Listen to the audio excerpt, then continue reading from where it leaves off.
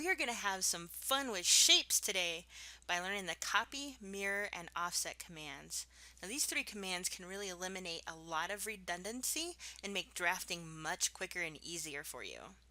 So in this video we're going to do something a little different. We're going to show you the commands and how they work, and then we're going to apply them in an interior design application.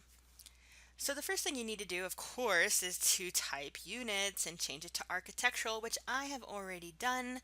Please do so if you have not done that already. And let's start by just drawing a simple line.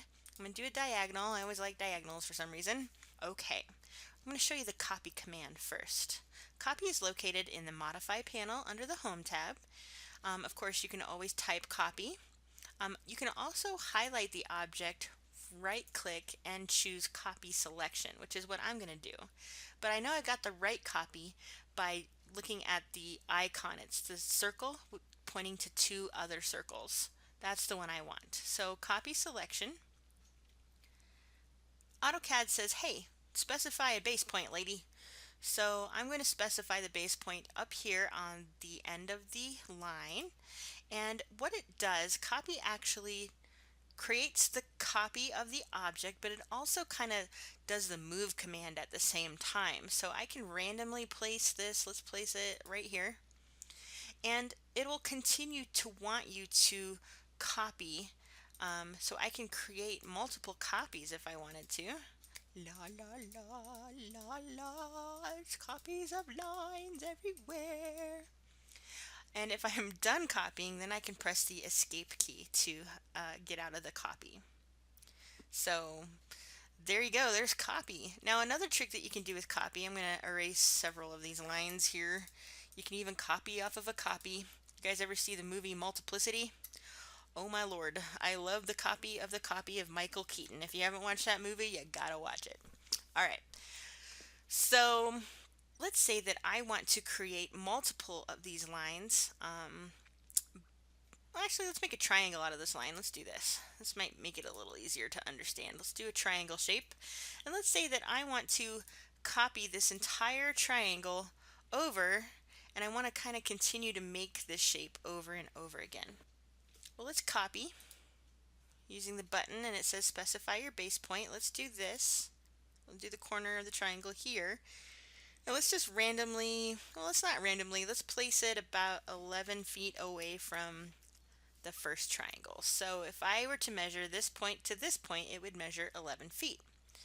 Now let's say I just want to create another triangle at the same distance. I want to create like maybe 3 more triangles, the same distance in between. So that's where copy comes in.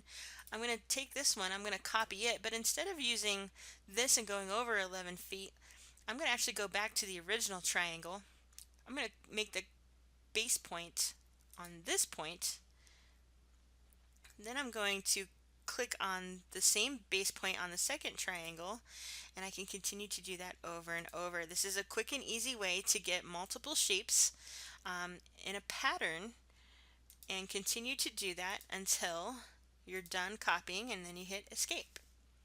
So now I've created a series of triangles all at the same distance from each other very quickly and easily. I didn't have to redraw triangles. I didn't have to copy one and then move it over and then copy one and move it over. You can just do it that simply. So it's all a matter of knowing when and where to use what command, and it's hard at first, so don't get frustrated with yourself if you feel like you're not choosing the right command. It's going to come with time. The more that you get to know how these commands work, the easier it's going to get for you to decide which one is to be used at the correct time. So go ahead, pause the video. Let's create some shapes. Copy single objects, copy multiple objects, copy them randomly, copy them at distances, copy them so that you can create a pattern with them and just kind of get the feel and know of how the copy button behaves. Now the next one I want to show you is the mirror command, and the mirror command is kind of fun. I'm going to erase most of these objects. I'm going to keep our original triangle that we did. Now let's say that I want to mirror this triangle over here on the right side of the screen. I'm going to highlight the triangle. I'm going to click the mirror command, which is it's a triangle looking icon. I could If I try to mirror it using the right click, it's actually not available in the right click method. The only way that I can really do it is to either click mirror here or type the word mirror as well. So I'm going to click mirror, and what CAD is saying is, hey, specify the first point of the mirror line. So I want to draw a line that's going to be like a mirror, or an imaginary line that things get reflected from. So for instance, I'm going to choose the point of the triangle here, and I'm going to draw an imaginary line, and you're going to see that mirror kind of copies the object. But depending on where you actually place the imaginary mirror, it's going to determine where it actually gets mirrored from. And usually when you're doing mirror, you want it to be either perfectly straight up or down or to the right. So let's do straight up or down, and I can actually go down and it puts it in the same position as if I go up, so that you can kind of see how that works. And if I click, it says, do you want to erase the source objects? Well, if I didn't want this triangle to be here, I would say yes, but I actually do want the triangle to be there, so I'm going to say no. And what it did is it created a perfect copy of the triangle, but it is mirrored along the plane of the imaginary mirror that I created. So just to demonstrate it one more time, I'm going to highlight all of these, choose the mirror command, specify the first point of the mirror line. So last time I did it right on the corner of the triangle. Let's go away from the triangle this time. Actually, let's go above, because I'm always supposed to be drawing in the positive part of the coordinate system, right? So I'm going to just randomly choose an imaginary mirror line, and you can see the object above, and even if I move the mirror line, it's still going to mirror it according to that imaginary mirror line. Do I want to erase the source object? Let's not at this point. And I've created an exact copy. It's just reflected above that imaginary line that I gave. So again, one more time, I'm going to highlight. Let's do it this way again. And there I've got a mirrored image again of everything. So that's another way that you can copy and manipulate shapes if you need to. The closer the mirror line is to the object, the closer the reflection will be. The further away the mirror line is, it'll take that distance and reflect it on top or on the side, depending on what you're doing. So mirror command is actually kind of fun. It takes a little practice, so go ahead and pause the video. Let's practice. Do some shapes, some circles, some lines, some unique shapes. Practice what mirroring them does. Mirror them at angles. Mirror them in all different directions, and just kind of get a feel for what mirror can do for you. Now the next one I'm going to do is offset, and I'm going to do a perfectly straight line first. Something about that. And offset will take a copy and place it perfectly to either the left or the right of this line, or if I have a line that's horizontal like this one, it'll place it perfectly up or down. So it's always on the side of the object. So offset key, it looks like a little camel hump up here in the modify panel.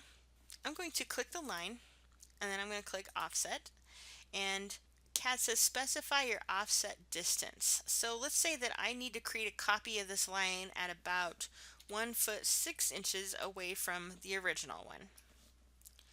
And CAD will automatically populate that. However, as I move my cursor, you'll see that the highlighted blue line is the original line, and the white line is the line that I'm trying to figure out which side I want to offset the original line to.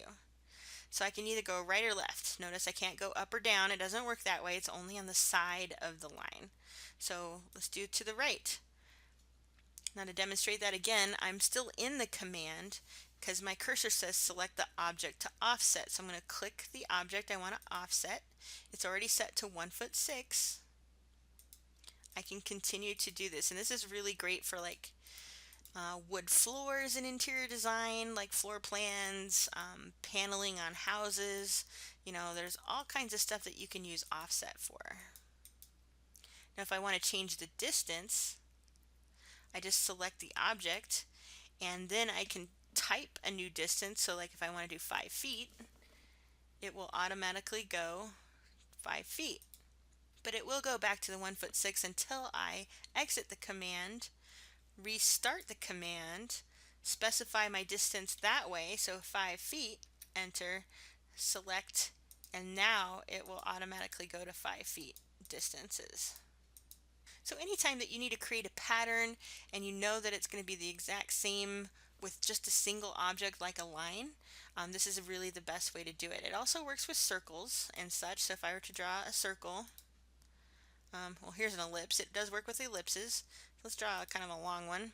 If I do offset and I do, let's do 2 feet this time for distance, select my object, choose which side I want to offset it. The distance between the two lines is exactly 2 feet.